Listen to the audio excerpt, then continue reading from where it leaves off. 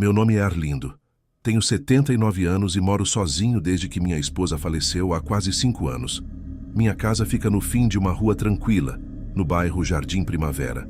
Dessas ruas com calçadas largas, árvores antigas e vizinhos que raramente saem de casa. À noite, o silêncio aqui é quase absoluto. Só se ouve o som distante de carros passando na avenida principal, a uns 300 metros daqui.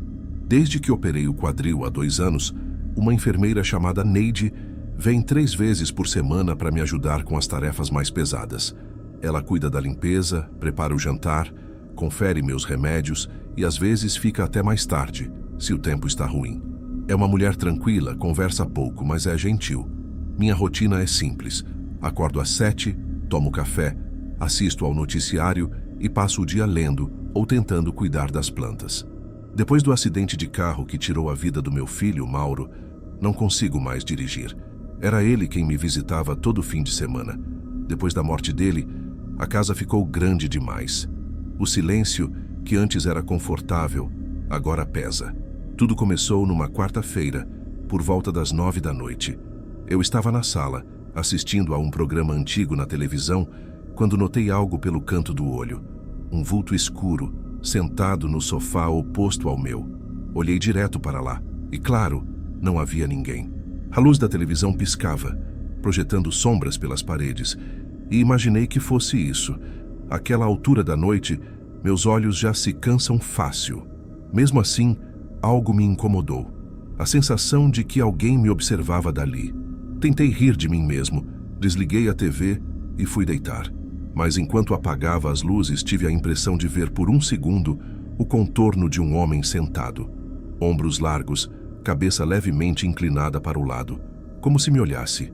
No dia seguinte, contei o episódio a Neide enquanto ela lavava a louça. Ela sorriu de leve e respondeu: "Ah, seu Arlindo, o senhor anda dormindo pouco. Às vezes o cansaço prega peça na vista." Ela não disse com ironia, mas ficou claro que não acreditava. Tentei seguir a vida normalmente, mas nos dias seguintes comecei a notar pequenas coisas. A almofada do sofá, que eu sempre deixava arrumada, aparecia afundada pela manhã. O controle remoto, que eu deixava sobre o braço da poltrona, aparecia no chão. O relógio da parede atrasou 10 minutos, embora fosse novo. Coisas pequenas, mas estranhas. Na sexta-feira, já me sentia inquieto. Fui dormir mais cedo, por volta das 10. A casa estava escura, só a luz do corredor acesa. E então ouvi o som, um estofado rangendo, como quando alguém muda de posição num sofá. Fiquei imóvel na cama. Esperei. Mais alguns segundos e o mesmo som, baixo, mas inconfundível. Meu coração começou a bater tão forte que podia ouvir dentro do peito. Peguei a bengala que deixo ao lado da cama e caminhei devagar até a sala. A televisão refletia um pouco da luz do corredor, o suficiente para distinguir as formas do cômodo. E juro por tudo que me resta de sanidade, havia alguém sentado no sofá. Um homem. O contorno era nítido, a postura idêntica à de Mauro quando ele assistia à TV, com uma das pernas cruzadas. Pisquei. O vulto desapareceu. Senti um arrepio que subiu da base da coluna até o pescoço. Tentei acender a luz, mas a lâmpada piscou 3 vezes antes de acender. O sofá estava vazio, tudo no lugar. Fiquei ali, parado, encarando o vazio, com a bengala tremendo na minha mão. No sábado, Neide chegou cedo. Eu devia estar com uma aparência péssima, porque ela comentou: "O senhor está pálido, seu Arlindo. Aconteceu alguma coisa?" Contei tudo, cada detalhe. O vulto, os sons, a almofada. Ela me ouviu em silêncio, e no fim disse o que eu mais temia ouvir. "Isso pode ser uma alucinação visual, sabe? É comum na idade, principalmente se o senhor anda ansioso ou dormindo mal." Depois completou, tentando me confortar: "Eu posso pedir para o médico vir aqui revisar seus remédios se quiser." Assenti, mas no fundo sabia que não era minha mente pregando peças. Eu conheço essa casa, conheço cada ruído, cada sombra. Isso não era invenção.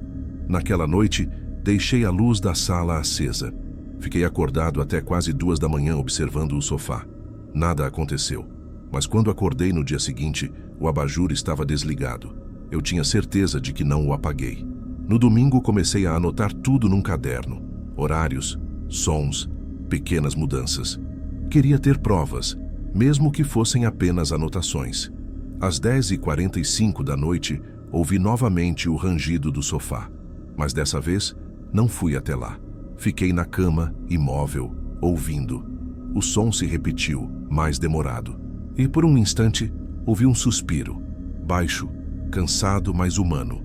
Tentei rezar, mas minha voz não saía. Passei o resto da noite acordado, com o coração acelerado e a mente girando em 1000 pensamentos, tentando lembrar se eu realmente tinha trancado a porta. Quando Neide chegou na manhã seguinte, o sol já entrava pelas cortinas. Ela percebeu meu estado e insistiu em chamar o médico. Eu deixei. O médico veio, me examinou e concluiu que era ansiedade. Mandou eu descansar mais, reduzir o café e tomar outro remédio para dormir. Naquela noite obedeci. Tomei o remédio, deitei cedo e por algumas horas dormi profundamente. Mas às 3h17 da manhã acordei. A televisão estava ligada. Volume baixo, imagem estática chiando. E no reflexo da tela vi, atrás de mim, o vulto sentado no sofá. Fiquei paralisado. O chiado da televisão preenchia a sala com um som seco, constante, e eu só conseguia olhar para o reflexo na tela. A silhueta de um homem sentado atrás de mim. Não ousei virar a cabeça. Meu corpo inteiro tremia. O ar parecia mais pesado, difícil de respirar. Depois de alguns segundos a imagem sumiu, como se o vulto tivesse se desfeito junto com a interferência da TV. Corri até o interruptor e acendi todas as luzes da casa. Estava sozinho, ou pelo menos parecia. Desliguei a televisão, sentei na poltrona e fiquei ali até amanhecer. O medo me fez companhia. Quando Neide chegou naquele dia, eu estava ainda sentado, com os olhos fundos, sem ter dormido nada. Ela se assustou com minha aparência. Seu Arlindo, o senhor está tremendo. O que aconteceu? Contei o que vi. O reflexo, o chiado, a presença atrás de mim. Ela suspirou fundo e disse que ia pedir para minha sobrinha vir me visitar nos próximos dias, para eu não ficar sozinho à noite. Tentou me convencer de novo que era efeito dos remédios, que eu devia parar de assistir televisão de madrugada. Mas eu vi o medo nos olhos dela. Mesmo tentando disfarçar, ela olhava em volta, como se esperasse ver alguém ali. Naquela tarde, ela limpou a casa inteira, mexendo em cada canto. Quando chegou ao tapete da sala, parou por um instante. Eu estava na cozinha, mas vi quando ela se abaixou e passou a mão devagar sobre o carpete. "O que foi?" perguntei. Ela demorou a responder. Depois se levantou e disse com a voz trêmula: "Nada, só um pouco de sujeira." Mas percebi que ela evitou me encarar. Naquela noite, tentei não pensar nisso. Assisti um pouco de TV, li algumas páginas de um livro antigo de pesca que Mauro adorava e me forcei a acreditar que tudo não passava de cansaço. Às 10h58, ouvi um barulho vindo do corredor. Um passo arrastado. Depois outro. E outro. Parei de respirar. O som vinha na direção da sala, lento, pesado. Tentei me convencer de que era Neide, mas ela já tinha ido embora há horas. Peguei a bengala, levantei devagar e fiquei de frente para o corredor. A luz da sala projetava uma sombra comprida no chão e ali, por um segundo, vi algo que fez meu sangue gelar. A marca de um pé, como se alguém tivesse acabado de dar um passo sobre o carpete. Não pensei. Acendi todas as luzes. Abri cada porta. Olhei debaixo das camas, do sofá. Nada. Nenhum sinal de invasão. Mas o ar da casa estava diferente. O cheiro. O peso. Como se alguém estivesse ali havia pouco tempo. Passei o resto da noite acordado, com o terço na mão, tentando rezar, mas a mente voltava sempre à mesma imagem. O vulto sentado, me observando. Na manhã seguinte, Neide chegou mais cedo do que o habitual. Eu estava sentado à mesa, sem apetite. Ela entrou, colocou a bolsa sobre a cadeira e disse, com a voz baixa: "Seu Arlindo, eu preciso lhe perguntar uma coisa." Levantei o olhar. Ela parecia nervosa. "Ontem o senhor mexeu no tapete da sala?" "Não, por quê?" Ela respirou fundo, foi até lá e apontou para um ponto perto do sofá. Eu levantei devagar e segui até onde ela estava. O carpete claro deixava ver, com nitidez, duas marcas escuras, de sapatos. Não eram minhas. Eu só usava chinelos dentro de casa. As marcas estavam lado a lado, voltadas para a poltrona onde costumo sentar. Neide me olhou, pálida. Eu não quis lhe assustar ontem, mas achei que podia ser sujeira. Foi hoje de manhã, quando entrei, elas estavam mais nítidas. Ela se ajoelhou, observando de perto, e murmurou: "São marcas de sola larga, masculina." Meu corpo inteiro arrepiou. Fui até o quarto. Abri a caixa onde guardo as poucas coisas que restaram do Mauro. Entre elas, um par de sapatos pretos gastos, com o mesmo desenho na sola. Olhei para Neide. Ela me encarou sem precisar de palavras. Era o mesmo modelo. Nenhum de nós falou nada por alguns minutos. O silêncio parecia pulsar dentro da sala. "Pode ser coincidência", ela disse finalmente. Mas a voz dela tremia tanto que a frase soou como uma tentativa desesperada de convencer a si mesma. Naquela tarde, ela foi embora mais cedo. Disse que voltaria no dia seguinte, mas percebi que evitou me olhar nos olhos ao se despedir. A casa ficou silenciosa de novo. Eu pensei em ir dormir, mas algo me dizia para não apagar as luzes. Por volta das 9h30, a temperatura pareceu cair de repente. Um vento leve passou pela sala, mesmo com as janelas fechadas. E então ouvi: "Pai." A voz veio baixa, rouca, quase um sussurro, mas inconfundível. Era a voz do Mauro. Senti as pernas fraquejarem. A bengala caiu da minha mão. Olhei em direção ao sofá. E lá estava ele. Não um vulto, mas algo entre a presença e o vazio. O contorno dele, iluminado pela luz da TV que piscava. O rosto indistinto, mas o corpo na mesma postura de sempre, reclinado, uma perna cruzada sobre a outra. Tentei falar, mas nada saiu.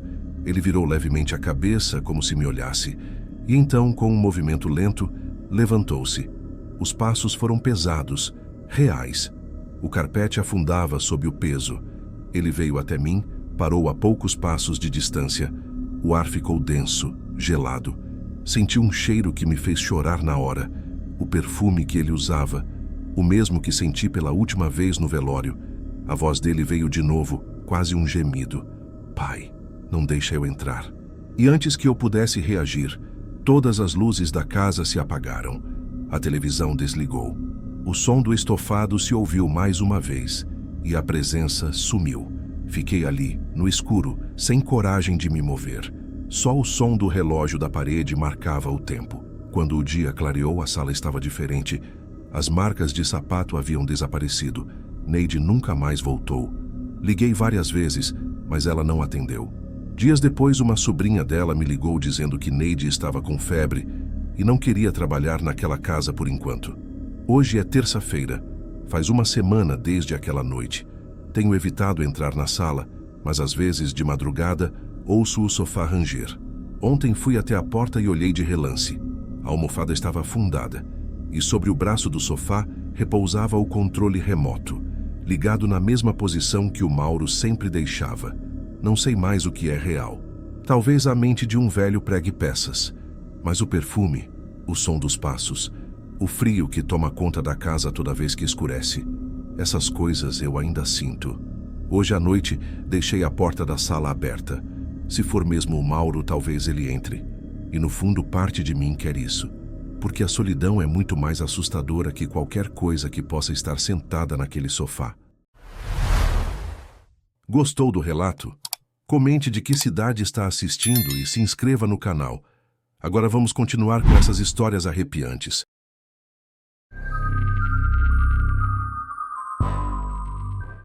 Meu nome é Rafael, tenho 32 anos e trabalho como motorista de aplicativo há quase 4. Moro em Sorocaba, interior de São Paulo. Sempre gostei de dirigir à noite. O trânsito é leve, o celular toca mais e o silêncio das ruas me ajuda a pensar. Eu costumava dizer que as madrugadas eram o momento mais seguro para rodar, porque quase não havia confusão. Mas isso foi antes daquela corrida. Era uma noite fria de julho de 2019. Eu tinha começado a rodar por volta das 10 da noite. Fiz algumas corridas curtas dentro da cidade. Nada fora do comum. Gente saindo de bar, casais voltando de festa, um ou outro bêbado tentando puxar conversa. Por volta das 2 da manhã, já pensava em encerrar o aplicativo. Tinha ganhado o suficiente e o frio lá fora estava cortante. Foi quando a corrida apareceu. Um ponto de chamada perto da rodovia João Leme dos Santos, já nos limites da cidade. O nome que aparecia era Clara. O destino ficava a uns 15 quilômetros dali, em uma estrada vicinal que eu nunca tinha pego antes. O mapa mostrava o trajeto quase todo em área rural, cercado por mata e curvas fechadas. Pensei 2 vezes antes de aceitar, mas a tarifa era boa, com acréscimo noturno. Aceitei. O ponto de embarque ficava num posto de gasolina quase deserto, só com o frentista e uma luz amarelada tremendo sobre a bomba. Estacionei o carro, olhei ao redor e vi uma mulher parada perto da loja de conveniência. Casaco claro, cabelo solto meio molhado. Devia ter chovido há pouco. Ela não parecia bêbada nem alterada, só distante. Abri o vidro e perguntei: Clara? Ela apenas assentiu com a cabeça e entrou no banco de trás. O cheiro de terra molhada entrou junto com ela. Lembro de ter notado isso. Aquele odor de barro e um leve perfume adocicado, quase antigo, como sabonete de hotel barato. Boa noite, falei, tentando soar natural. Boa noite, respondeu baixo. A voz dela era calma, quase sussurrada. Eu dei partida e o GPS recalculou a rota. O destino ficava numa estrada chamada Curva do Cedro. Não me soava familiar, mas a região era cheia de sítios e chácaras, então não estranhei. Durante o caminho, quase não conversamos. Só o som dos pneus no asfalto molhado e o limpador de para-brisa riscando de um lado para o outro. Às vezes, eu olhava pelo retrovisor e via o reflexo dela, sempre com o rosto voltado para a janela, olhando o escuro lá fora. Depois de uns 10 minutos, perguntei se ela morava por ali. Não, ela respondeu sem me encarar. Só preciso descer na curva. Achei estranho, mas continuei. As luzes da cidade ficaram para trás e logo estávamos em uma estrada estreita, sem iluminação pública. Só os faróis do carro cortavam a neblina. O sinal do celular começou a falhar. O GPS travou por alguns segundos. Eu lembrava vagamente que ainda faltavam uns 5 quilômetros. Foi quando ela falou: pode parar um pouco mais à frente. Eu reduzi a velocidade. À esquerda, a estrada descia em curva, cercada de mata e barrancos. À direita, um pequeno acostamento coberto de mato e barro. Era um lugar completamente isolado. Aqui? Perguntei. Tem certeza? Ela respondeu com um leve sorriso no retrovisor. Sim. Obrigada, Rafael, engoli seco. Eu não lembrava de ter dito meu nome. Olhei rápido para o celular, achando que podia ter aparecido para ela no aplicativo, mas a tela estava travada no mapa. Quando voltei o olhar, ela já segurava a maçaneta. Espere, está chovendo, falei. Quer que eu te leve até algum portão ou... Mas ela já tinha saído. Abriu a porta com calma, agradeceu de novo e desceu. O barulho dos sapatos dela pisando no barro foi a última coisa que ouvi. Depois, só o som da chuva leve batendo no carro. Fiquei parado alguns segundos, esperando que ela pedisse algo, mas ela apenas caminhou para o lado da curva, desaparecendo entre a neblina. Não havia casas, luzes, nada. Engatei a marcha, dei meia volta e voltei para a cidade. A corrida nem chegou a encerrar automaticamente. O aplicativo travou por completo e o trajeto ficou sem tempo final. Cheguei em casa por volta das 3h30, ainda com a sensação estranha daquela corrida. Tentei me convencer de que ela devia ter algum motivo. Talvez alguém fosse buscá-la, talvez morasse em algum sítio escondido, mas algo naquela calmaria dela me incomodava. Nos dias seguintes, continuei rodando normalmente. Só que toda vez que eu entrava no carro, sentia um cheiro de barro vindo do banco de trás. No começo, achei que fosse um tapete molhado ou talvez o ar-condicionado puxando umidade. Aspirei o carro, limpei tudo, passei produto nos bancos, mas o cheiro voltava. E o mais esquisito, o tecido do banco traseiro estava sempre úmido, mesmo depois de horas ao sol. Comecei a reparar que o pano ficava manchado, como se alguém tivesse sentado ali com roupa molhada. Toquei uma vez e senti frio, como se a umidade viesse de dentro do estofamento. Naquela noite, comentei com o Edu, outro motorista que eu conhecia do grupo do aplicativo. Cara, deve ser infiltração, ele disse. Ou alguma garrafa d'água que virou. Mas não havia garrafas nem infiltração. O carro era novo, comprado fazia pouco mais de 6 meses. Mesmo assim, tentei não pensar muito. Continuei trabalhando, até que uma madrugada, por curiosidade, resolvi ver o histórico de corridas. Aquela corrida da Clara não estava mais lá. Nenhum registro, nenhum pagamento pendente. Nada. Tentei não me abalar com o sumiço do registro. O aplicativo dava erro às vezes, e eu já tinha perdido corridas por falha de sinal. Mas, por algum motivo, aquilo me deixou inquieto. Abri o histórico várias vezes, fechei e abri o app de novo, reiniciei o celular. Nada. Nenhum rastro da Clara. Nos dias seguintes, o cheiro de barro ficou mais forte. Eu lavava o carro toda manhã. Passava aspirador, deixava os vidros abertos. Mesmo assim, no fim do dia, o banco de trás estava molhado. Não encharcado, mas frio, úmido, como se alguém tivesse sentado ali por horas. Uma tarde, levei o carro até um lava-rápido e pedi para desmontarem o banco. O rapaz que me atendeu era novo, parecia ter uns 20 anos. Depois de meia hora, ele veio até mim, com um olhar meio confuso. "Moço, o senhor deixou cair alguma coisa aqui?" perguntou. "Como assim?" "Tava meio sujo de barro por dentro, tipo, lá embaixo da espuma do banco, e tava molhado." Olhei o banco desmontado. Tinha uma camada fina de terra escura, bem compactada, como se alguém tivesse pisado ali com um sapato sujo e a sujeira tivesse infiltrado até o fundo. O rapaz limpou tudo, montou de novo, e por um tempo o cheiro sumiu. Mas naquela mesma noite, quando comecei a rodar, senti de novo, mais forte. Um cheiro de barro misturado com perfume barato, igual ao daquela mulher. Comecei a me sentir paranoico. Olhava para o retrovisor toda hora como se esperasse vê-la ali sentada, com o casaco claro e o rosto virado para a janela. Às vezes, juro que via uma sombra refletida por um segundo e sumia quando piscava.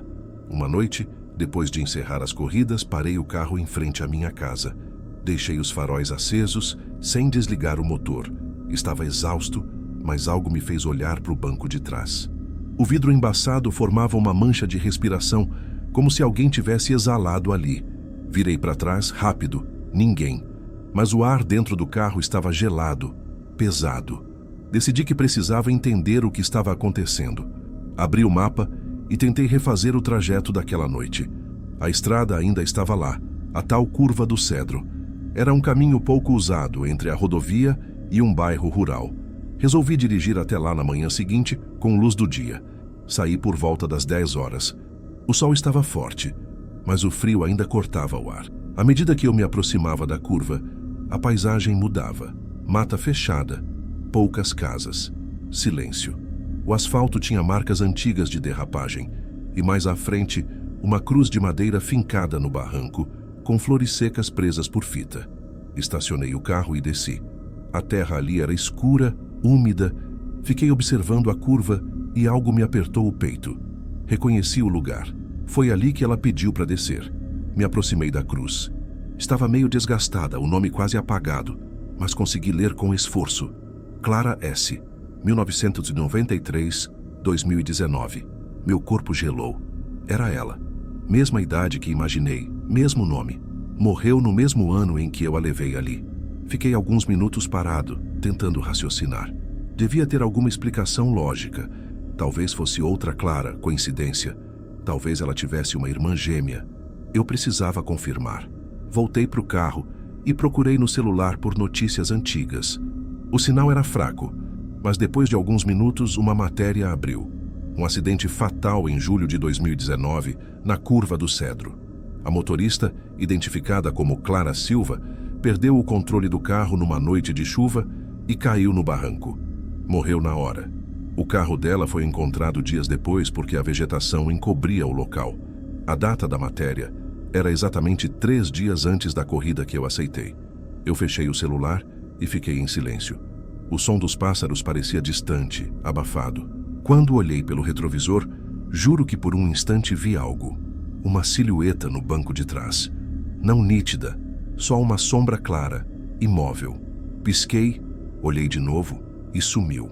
Voltei para casa em pânico. Não contei para ninguém. Só o Edu, que notou que eu estava estranho. "Você anda pálido, cara", ele disse. "Tá dormindo direito?" "Acho que peguei um troço." Menti. Naquela noite, sonhei com o barulho da chuva batendo no carro. No sonho, eu ouvia passos na terra, o som de alguém abrindo a porta de trás e sentando devagar. Quando eu olhava pelo espelho, via o reflexo de um rosto molhado olhando para frente, com os lábios tremendo, como se tentasse falar. Acordei suando. Fui até a garagem e abri o carro. O vidro estava embaçado por dentro, e no banco traseiro, uma marca escura, oval, como a de alguém sentado ali. Toquei. Estava frio e molhado. De repente, o som do destravar automático das portas ecoou, sem que eu tivesse encostado na chave. As luzes internas acenderam e apagaram 2 vezes. Desliguei tudo, fechei a garagem e fiquei dentro de casa, sentado na sala, com o coração disparado. No dia seguinte decidi vender o carro. Tirei fotos, postei num grupo online, mas a cada tentativa algo dava errado. O site travava, a foto sumia ou o anúncio não completava. Pensei em levá-lo até uma concessionária, mas quando entrei de novo, senti o banco úmido, o cheiro ainda mais forte, e percebi algo novo. No tapete, uma marca de barro em forma de pegada, feminina, pequena. Era como se alguém tivesse entrado ali há pouco. Saí do carro sem olhar para trás. Nos dias que se seguiram, comecei a ouvir coisas. Primeiro, passos leves na garagem à noite, como se alguém rondasse o carro. Depois, um som baixo de respiração vindo do lado de fora da janela do meu quarto. Numa madrugada, acordei com o barulho de porta abrindo. Aquele clique metálico igual ao do meu carro. Fiquei imóvel na cama, ouvindo o vento lá fora. Quando criei coragem para levantar, a garagem estava aberta, a luz interna do carro acesa. O banco de trás pingava água, formando uma poça no chão de cimento. Senti o estômago revirar. Fechei tudo, trancando a garagem com o cadeado. Mas por mais que eu tentasse dormir, o som da chuva voltava à minha cabeça. O mesmo som daquela noite, o som dela descendo na curva. Comecei a ter medo de dirigir, medo de olhar pelo retrovisor. Até que uma noite não aguentei. Abri o aplicativo, respirei fundo e liguei o carro.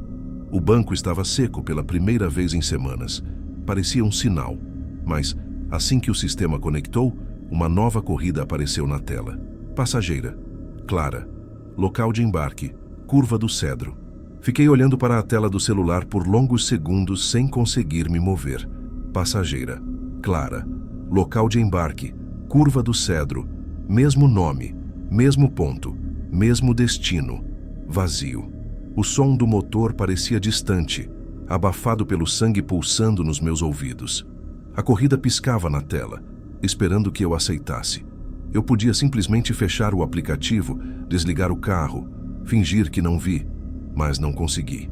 Algo dentro de mim queria entender. Toquei em aceitar. O GPS traçou o mesmo caminho e o sistema anunciou em voz robótica: siga por 17 quilômetros até o destino. Saí dirigindo em silêncio. A cidade dormia.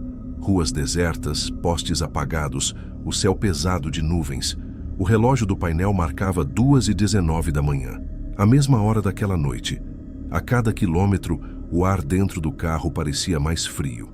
Eu mantinha as mãos firmes no volante, mas os dedos tremiam. Tentei colocar uma música para distrair, mas o som falhou, chiando como interferência de rádio antigo. Quando passei pelo último bairro, o celular perdeu o sinal. O mapa congelou, mostrando apenas o ponto vermelho piscando na curva do cedro.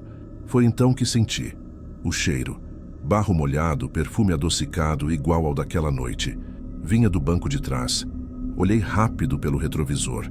O banco parecia vazio, mas o vidro estava embaçando de dentro para fora, lentamente, como se alguém respirasse ali. Segurei o volante com força. Clara?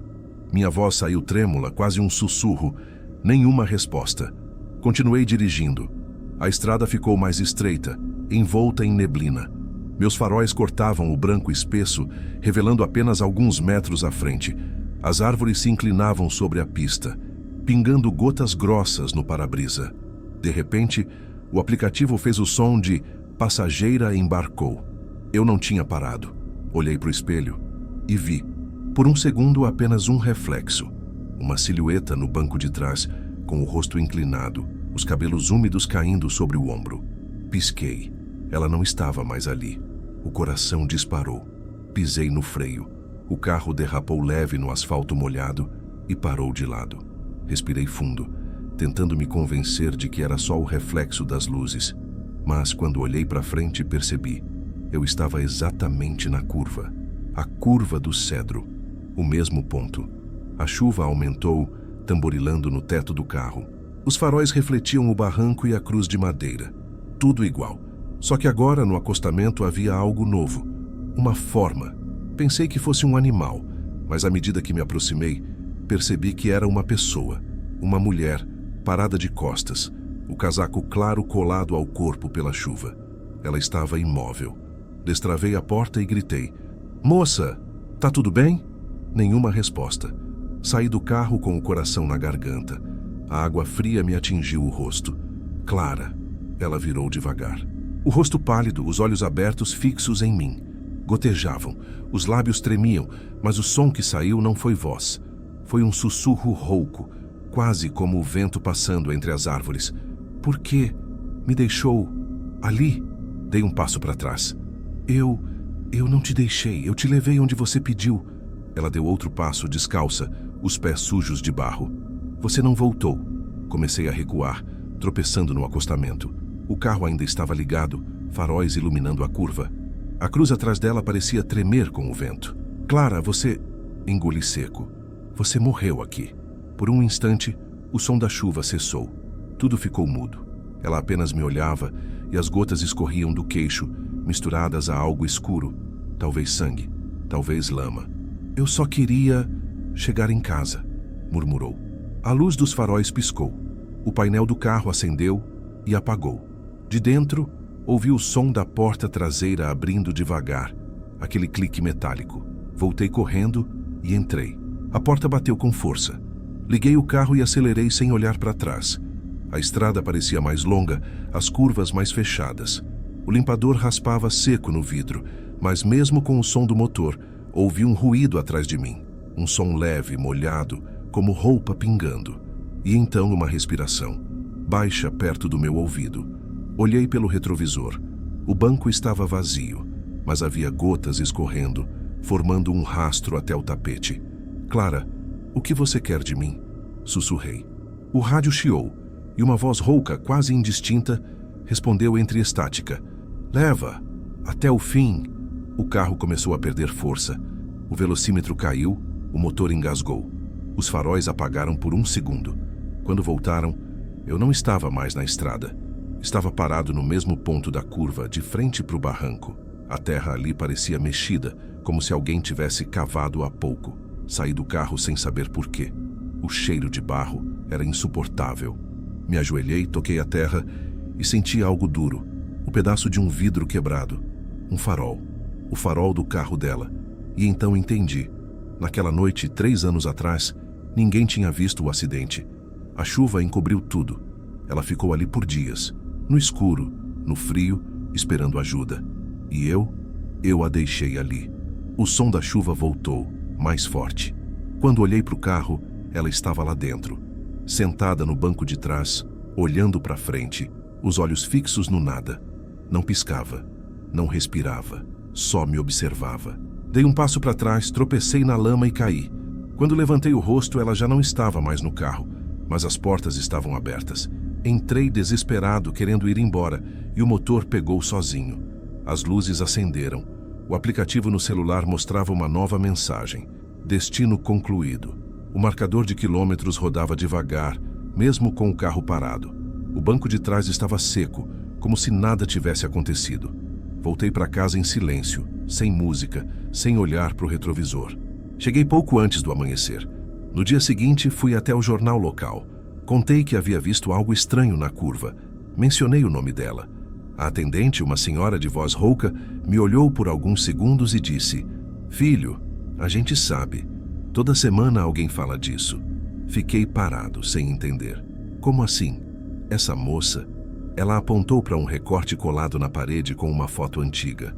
Todo ano, no dia 14 de julho, alguém jura que levou ela de volta para casa. Olhei a data. Era 14 de julho, a mesma noite. Saí dali com o corpo tremendo. Quando cheguei no carro, o celular vibrava com uma notificação. Abri. Era do aplicativo. Nova avaliação recebida. De quem? Clara. 5 estrelas. Comentário: obrigada por me levar. O cheiro de barro voltou, suave, vindo do banco de trás. Olhei pelo espelho uma última vez.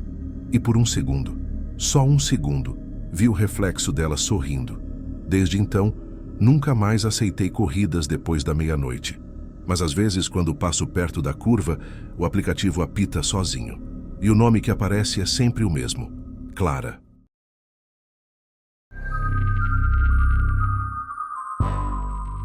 Eu nunca acreditei muito em sonhos com mensagens. Sempre achei que fosse coisa de gente que queria acreditar em algo além da morte. Mas naquela madrugada de junho, algo mudou completamente a forma como eu enxergo isso.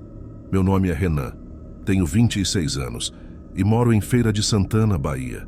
Trabalho numa oficina ali perto da BR-324, no caminho para Salvador. A rotina é simples. Acordo cedo, pego o carro, um Gol Prata 2008, e atravesso a cidade ainda meio sonolento, escutando o barulho dos caminhões misturado com o chiado do rádio. Era uma vida normal, pelo menos até aquela noite. Eu morava sozinho desde que meu irmão Saulo morreu.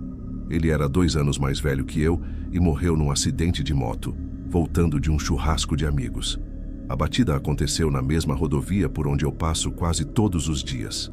Por um tempo evitei aquele trecho, mas a vida cobra e a oficina fica logo depois da saída para a BR, então não tinha escolha. O tempo foi passando, a dor foi virando uma coisa silenciosa, aquelas que a gente aprende a esconder até de si mesmo. Na noite anterior ao que aconteceu, lembro de ter ido dormir cansado. Chovia fraco e o barulho das gotas no telhado era quase hipnótico. Acho que dormi por volta das 11h40 e foi ali que o sonho começou. No sonho, eu estava no pátio da oficina. Tudo parecia real. O chão sujo de óleo, o cheiro de graxa, o som distante dos carros passando. Só que o lugar estava vazio. Nenhum cliente, nenhum colega. Foi quando ouvi alguém me chamar. A voz veio de trás do carro que eu estava lavando. Era uma voz conhecida, mas meio abafada, como se atravessasse um rádio velho. Renan. Virei devagar. E lá estava ele, Saulo. Ele estava com a mesma roupa do dia do velório. Uma camisa escura, o jeans surrado, o rosto limpo, sem ferimentos.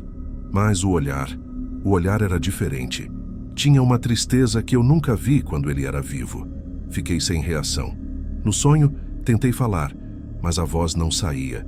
Era como se minha garganta tivesse travado. Ele deu um passo em minha direção e falou baixo, quase sussurrando: "Hoje não pega o carro." Acordei na mesma hora com o coração disparado. Eram 4h13 da manhã. Fiquei uns minutos deitado, tentando entender. Tinha sonhado com o Saulo outras vezes, mas nunca assim. Nunca com algo tão direto, tão específico. Levantei, fui até a cozinha e fiquei encarando a janela. A chuva ainda caía, fina, e a rua estava vazia. Hoje não pega o carro. A frase ficou martelando na minha cabeça o tempo todo. Tentei racionalizar. Deve ser só coisa da minha cabeça, saudade, cansaço. Mas quanto mais eu tentava esquecer, mais parecia um aviso. Por volta das 7h30, o telefone tocou. Era o Heitor, colega da oficina. "E aí, Renan, beleza? Tô sem carro hoje. Posso pegar o teu Gol emprestado para resolver um negócio em Salvador? É rapidinho, juro." Fiquei mudo por uns segundos. A primeira coisa que pensei foi no sonho, mas eu também não podia negar assim do nada, sem motivo. E Heitor sempre foi de confiança. Respondi meio sem jeito. "Cara, hoje não sei se vou usar, deixa eu ver aqui." Ele insistiu. "Pô, é só uma ida rápida. Prometo devolver antes do almoço." Fiquei uns segundos em silêncio. A sensação era ruim, sabe? Aquela intuição que aperta o estômago. Mas o sonho parecia ridículo demais para ser levado a sério. Acabei cedendo. "Tá, pode pegar. A chave tá aqui em casa. Passa aqui antes de ir." Heitor chegou uns 20 minutos depois, todo apressado, cheirando a perfume forte e cigarro. Pegou a chave, agradeceu e ainda brincou. "Se eu demorar, é porque parei para comer uma moqueca no meio do caminho." Forçou um sorriso, mas eu não consegui retribuir direito. Quando ele saiu, fiquei parado no portão vendo o Gol desaparecer na esquina. O barulho do motor se misturou com o som da chuva fina e foi sumindo. O resto da manhã foi estranho. Eu tentei ocupar a cabeça. Limpei o quintal, fiz café, mexi nas ferramentas, mas a sensação de que algo ruim ia acontecer não me deixava. O tempo passou devagar. A cada hora que eu olhava o relógio, parecia que os ponteiros estavam presos. Por volta das 11h40, o telefone tocou de novo. Pensei que fosse o Heitor, talvez dizendo que estava voltando. Mas o número era desconhecido. Atendi. Do outro lado, uma voz masculina, séria. Senhor Renan, aqui é o Sargento Almeida, da Polícia Rodoviária Estadual. O senhor é o proprietário de um Gol Prata, placa tal modelo 2008? Meu corpo gelou na hora. Sou sim. Por quê? Houve um silêncio curto, o tipo de pausa que antecede uma notícia que ninguém quer dar. Houve um acidente na BR-324, próximo ao Calmeres 85. O veículo capotou. Infelizmente, o motorista foi encontrado sem vida. A respiração travou. Eu me apoiei na parede para não cair. O motorista era meu amigo. Ele pegou o carro emprestado hoje de manhã. O sargento fez uma pausa. O acidente aconteceu há cerca de 30 minutos, por volta das 11h10. Na hora, algo dentro de mim gelou completamente. 11h10. Era exatamente o horário em que eu costumo estar naquele mesmo trecho, todos os dias, indo para a oficina. Fiquei em silêncio por um tempo. O sargento continuou falando. Perguntou se eu podia ir até o local, depois para a delegacia, para formalizar as informações. Mas tudo soava distante, como se minha cabeça tivesse ficado dentro de um aquário. Desliguei e fiquei ali parado, olhando para o chão. A frase do sonho ecoava como se fosse real, sussurrada no meu ouvido outra vez. Hoje, não pega o carro. Senti um arrepio subir pelas costas e, pela primeira vez, eu não sabia se devia sentir medo ou gratidão. Mas o que me perturba até hoje é que, quando fui buscar o carro no pátio da polícia, um dos peritos comentou algo que até agora não saiu da minha cabeça. Ele disse: "O estranho é que o motorista não estava no banco do condutor quando o corpo foi encontrado. Estava no passageiro. O cinto do motorista estava afivelado como se tivesse alguém ali." Eu não consegui responder nada. Só fiquei olhando o Gol amassado, com o painel quebrado e a marca de uma mão impressa no lado de dentro do para-brisa. Uma marca grande, aberta. E o curioso é que era do lado do motorista. Demorei alguns segundos para entender o que o perito tinha acabado de dizer. O Heitor estava no banco do passageiro, mas o carro não tinha outro ocupante. O cinto do motorista estava preso, como se alguém tivesse estado ali, e a marca da mão no vidro, ninguém conseguiu explicar. Assinei os papéis, dei meu depoimento, e o sargento só dizia que o laudo final sairia em alguns dias. Mas, sinceramente, depois daquilo, nada mais fez sentido. Nos dias seguintes, a oficina ficou em silêncio. Todo mundo sabia do acidente, e cada vez que alguém me perguntava como isso aconteceu, eu só conseguia repetir: eu também queria saber. À noite, quando tentava dormir, o som do impacto, que eu nunca ouvi, vinha na minha cabeça como se fosse real. Eu imaginava o carro derrapando, capotando, a chuva batendo no para-brisa, e no meio disso tudo, o rosto do Saulo voltava à minha mente. Aquele olhar triste, a voz firme dizendo: "Hoje não pega o carro." Eu comecei a me perguntar se o aviso tinha sido para me salvar, ou para levar alguém no meu lugar. 4 dias depois do acidente, voltei ao pátio da delegacia para liberar o veículo. O carro estava destruído, e mesmo assim, eu queria ver. Quando o funcionário abriu o portão e me levou até o Gol, senti um arrepio que veio do estômago até a nuca. O vidro dianteiro ainda estava rachado e a marca da mão continuava ali. Mas agora, dava para ver algo que antes eu não tinha notado. Um risco de graxa no meio da palma. O mesmo tipo de sujeira que a gente fica nas mãos depois de um dia inteiro na oficina. Só que o Heitor nunca mexeu com mecânica. Ele era da parte administrativa. Mal sabia trocar um pneu. Enquanto eu observava, o funcionário comentou: "Estranho, né? O carro parece ter virado para o lado contrário, como se alguém tivesse puxado o volante. Mas só tinha ele dentro." Fingi que não ouvi. Assinei o termo e deixei o carro lá. Não tive coragem de levar para casa. Dei baixa no seguro e decidi que não queria mais dirigir, pelo menos por um tempo. Mas o tempo virou semanas, depois meses. E a sensação de estar sendo observado nunca passou. Começaram as pequenas coisas. Barulhos na garagem como se o portão fosse aberto e fechado devagar. O som do motor engatando mesmo com o carro fora dali. Teve uma noite, lembro bem, em que eu ouvi uma batida seca na parede do quarto 3 vezes. Quando acendi a luz, o relógio marcava 11h10, o mesmo horário do acidente. Na manhã seguinte, encontrei uma marca de mão no vidro da janela do meu quarto. Era idêntica à do carro. Mesmo tamanho, mesma graxa esmaecida no centro da palma. Tentei me convencer de que alguém podia ter feito aquilo. Um vizinho, uma criança. Mas o quarto ficava no 2º andar. Não tinha como alcançar a janela por fora. A partir daí, comecei a sonhar com o Saulo de novo. Só que agora, ele não falava nada. Ficava parado de costas para mim dentro de um ambiente escuro que eu não reconhecia. Quando eu tentava chamá-lo, ele apenas virava o rosto um pouco. E dava para ver que não era bem ele. Era o mesmo corpo, mas o rosto estava distorcido, o olhar perdido. No 3º sonho, finalmente falou. Virou para mim e disse com aquela voz que parecia atravessar o ar. Não era para ele. Acordei suando frio, o coração disparado. Passei o dia tentando entender o que isso significava. Não era para ele. Então, o acidente era para mim? Naquela noite, sem conseguir dormir, fui até a cozinha beber água. A casa estava completamente silenciosa, exceto pelo tic-tac do relógio. Quando olhei pela janela, juro por tudo o que é sagrado que vi o Gol prata estacionado em frente ao portão. O mesmo carro que estava destruído e guardado no pátio da polícia. O farol esquerdo piscava intermitente, como se alguém tivesse ligado e desligado o pisca. Meu corpo travou. Fiquei parado por vários minutos olhando, até que o farol apagou de vez. Corri para fora, mas a rua estava vazia. Nenhum carro, nenhum som, nada. Tentei contar isso para um amigo da oficina, o Marquinhos, mas ele só riu nervoso e disse que eu devia estar misturando o sonho com a realidade. Só que eu sabia o que tinha visto. 2 semanas depois, recebi uma ligação do sargento Almeida. O laudo final do acidente tinha saído. Ele me chamou para conversar pessoalmente porque havia detalhes estranhos. Na delegacia, ele abriu a pasta e me mostrou as fotos. O carro estava virado no acostamento, com as marcas de derrapagem terminando antes da curva.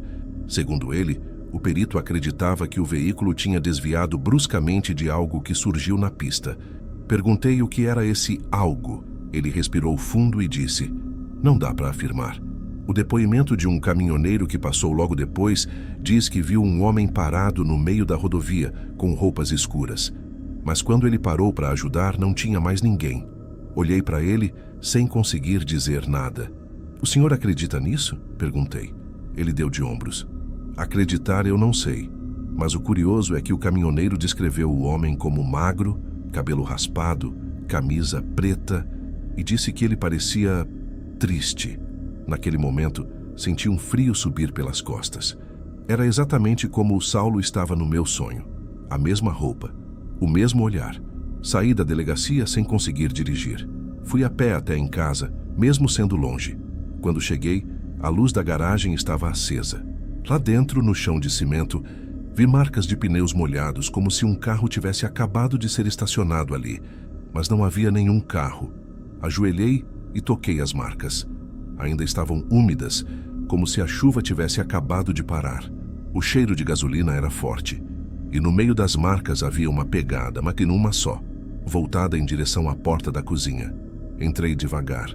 Tudo estava escuro, exceto pelo reflexo da luz da rua entrando pelas frestas da janela. Dei 2 passos e ouvi algo cair no chão da sala. Era o chaveiro do Gol. Fiquei olhando para aquilo por um tempo que não sei medir. O mesmo chaveiro que o Heitor levou naquele dia, o mesmo que foi recolhido pela polícia junto com os pertences dele. Peguei o chaveiro com a mão tremendo. Na plaquinha de metal, o nome gravado estava gasto, mas ainda dava para ler. Saulo. Desde aquela noite, nunca mais sonhei com ele, nem com o carro. E naquela noite, deitado sem conseguir dormir, eu finalmente entendi o que aquela frase significava. Não era para ele. O acidente não era para o Heitor, era para mim. Saulo só tentou me proteger, mas ao fazer isso, empurrou alguém inocente para o meu lugar. E talvez por isso ele ainda apareça. Não como um fantasma que assusta, mas como alguém que carrega a culpa. Ele me salvou, mas quebrou algo que não devia ser quebrado. E desde então sinto que há uma dívida pairando no ar. Algo que não terminou naquela estrada, porque quando se muda o destino de um homem, O tempo não simplesmente aceita, ele cobra. Sempre cobra.